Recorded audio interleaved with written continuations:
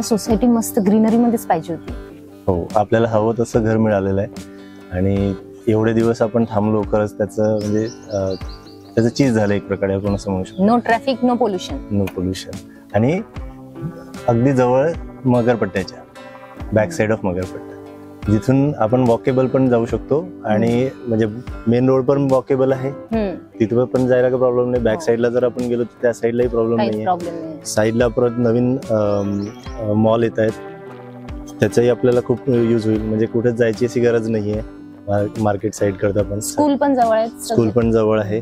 School पण hardly VIBGYOR आणि इतर 10 मिनिटाच्या डिस्टन्सवरती आहे.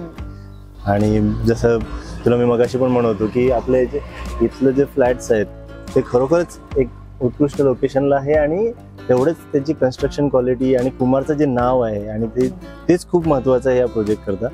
आणि कुमार आहेत ना, ते तेवढं मेंटेन पण करतात. हो, त्याचं जे नाव आहे त्याच्यासाठीच आहे की ते मेंटेन असतं. वर्षानुवर्ष ते सोसायटी तसेच मेंटेन राहतात. त्यांचे लेवल ऑफ हे आहे. परत जो क्राऊड आहे तिथला तो एका सर्टन लेवलचा आहे, त्यामुळे तोही आपल्याला कन्सर्न नाहीये की उद्या जाऊन तिथलं सोशल एन्व्हायरमेंट कसं राहील.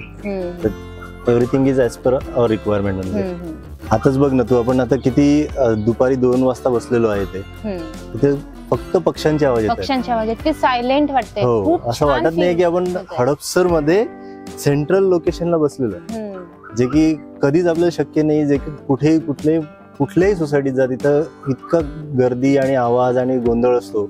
आणि इथं बघा किती सायलेंट आहे सगळीकडे. असं वाटत नाही आपण पुण्यासारख्या ठिकाणी. असं मला तर असं फील येतं की आपण आपल्या गावी बसलेलो आहे. संध्याकाळी पण याच टायमिंगला ट्रॅफिक नसणार, काहीच नाही, आवाज नसणार आहे, शांतता असणार आहे. हो, आणि त्यात असंही नाही की आपण खूप बाहेर आहे.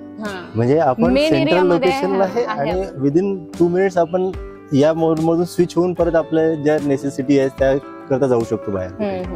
तर तो एक खूप मोठा बेनिफिट आहे.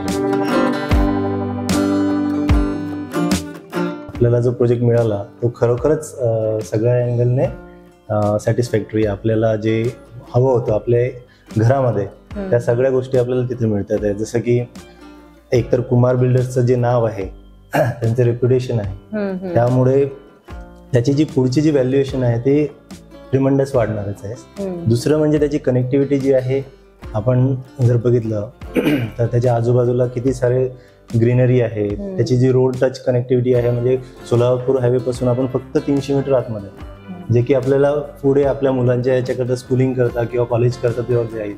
त्या दृष्टीने पण खूप छान आहे, मस्त आहे. आणि तुझा जो कन्सर्न होता की किचन छोटं असतं सगळीकडे, किचन पण मोठं आहे, मस्त आहे. किती छान मिळालं नाही का. म्हणजे बरं झालं आपण म्हणजे दुसरीकडे आधी वेट केलं आणि आपल्याला त्याचा फायदा झाला. असं नाही की आपण घाई केली आणि दुसरीकडे कुठेतरी बुक केलं आणि नंतर आपण रिग्रेट केलं त्याबद्दल.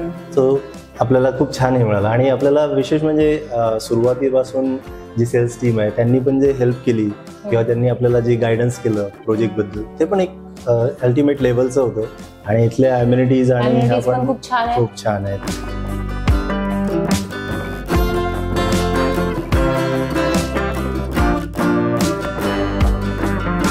पुढे जाऊन आई वडील पण येथील राहायला, त्यांच्यासाठी पण पुढे खूप छान त्यांनी अम्युनिटीज केलेल्या आहेत. खूप छान आहे.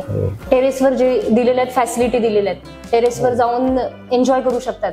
इव्हन टेरेस कशाला, समोरचं जे ओपन ग्रीनरी आहे तिथं बाहेर जायची पण जास्त गरज नाही. म्हणजे जास्त ओल्ड झाले ना, ओल्ड झाल्यावर त्यांना बाहेर जायला प्रॉब्लेम होत असेल तर बाहेर जायची पण गरज नाही. सोसायटीमध्ये सगळ्या फॅसिलिटी राहतील.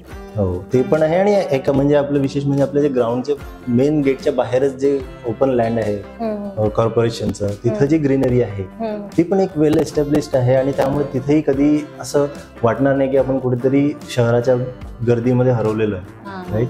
आणि दुसरं म्हणजे जसं की बिल्डिंग एक्झिस्टिंग आहे तिथे, त्यामुळे आपल्याला कन्स्ट्रक्शन रिलेटेड काहीच क्वेरी नाही आहेत. कारण आपल्या समोर आहे त्यांचं म्हणजे त्यांनी किती छान मेंटेन केलेलं आहे, किती छान कन्स्ट्रक्शन आहे. त्यामुळे क्वालिटी बद्दल पण आपल्याला डाऊट नाही. नाहीतर प्रत्येक सोसायटीत कसं असतं, एव्हरी सोसायटीमध्ये तुम्ही काम करता 2-3 वर्ष सोसायटी खूप छान दिसते आणि 4-5 इयर्स नंतर डाऊन होऊन जाते, कम्प्लिटली डाऊन. पण इथे तो प्रॉब्लेम नाहीये. बरोबर. आपण त्याशी पहिल्यांदा संध्याकाळी इथं आलो ना, त्यावेळेस मला एक गोष्ट खूप प्रकर्षाने जाणवली. ती म्हणजे आपण मेन हायवे पासून आतमध्ये जेव्हा एंट्री केली तर हायवेवरचा जो गोंगाट, ते ट्रॅफिक आणि सगळं होतं.